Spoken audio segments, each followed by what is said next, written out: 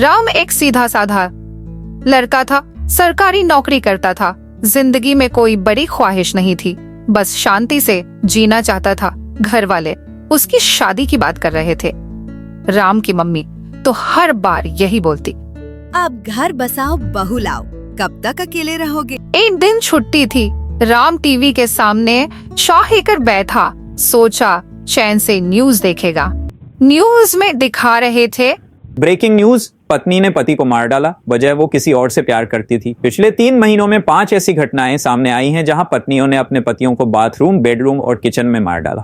तब राम ने हंसते हुए कहा, अब तो न्यूज में भी ड्रामा आ गया है, लगता है टीवी वाले भी सीरियल लिख रहे हैं। राम ने चाय खत्म की और माँ के कहने पर शादी के लिए हाँ कह दी।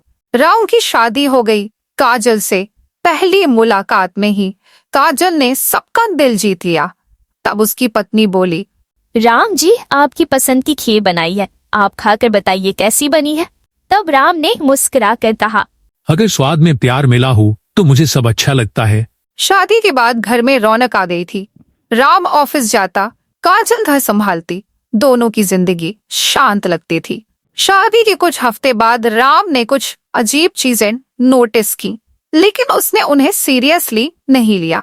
तब राम अपनी पत्नी के मोबाइल की स्क्रीन की ओर झांकते हुए गूगल में देखा, पति को मारने के 10 आसान तरीके और उसके नीचे डेड बॉडी रखने के लिए बेस्ट फ्रिज। तब राम ने मुस्कुरा कर कहा, वाह, तुम तो क्राइम थ्रिलर लिखने वाली बन गई हो, अगाथा क्रिस्टी भी शर्मा जाए। काजल ने मोबाइल छुपा दिया और मुस्कुरा कर कहा, अरे नहीं, मैं तो सीरियल के लिए रिसर्च कर रही थी। नेटफ्लिक्स पर क्राइम शो है, उसी के लिए। तब राम ने मजाक में कहा, तो फिर मैं ऑडिशन देता हूँ, मरने वाला रोल निभा लूंगा। राम को ये सब बहुत फनी लगा।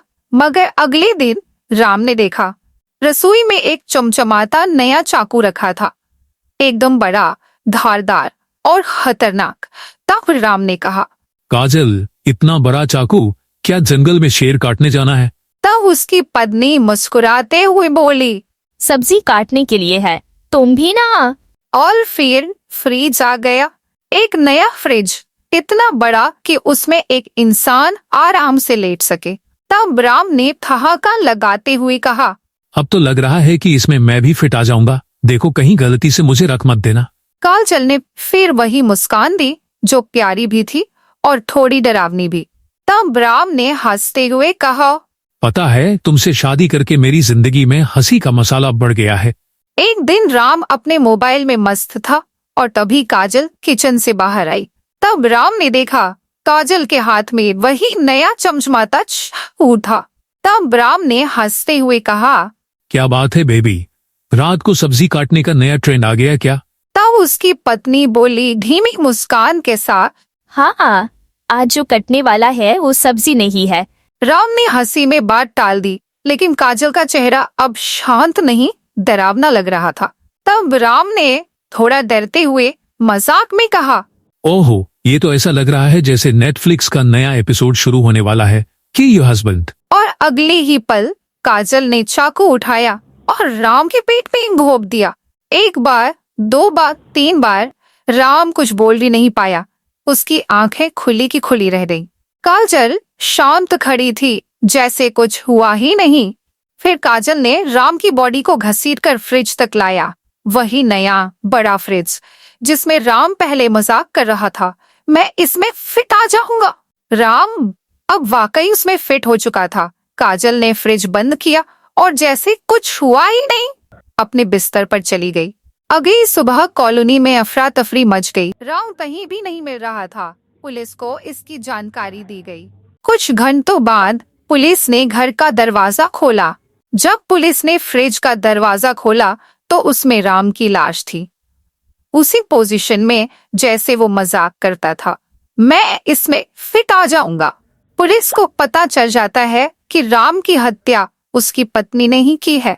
राम की पत्नी ने बोला, मैं किसी और से प्यार करती थी, इसलिए राम की हत्या करनी पड़ी।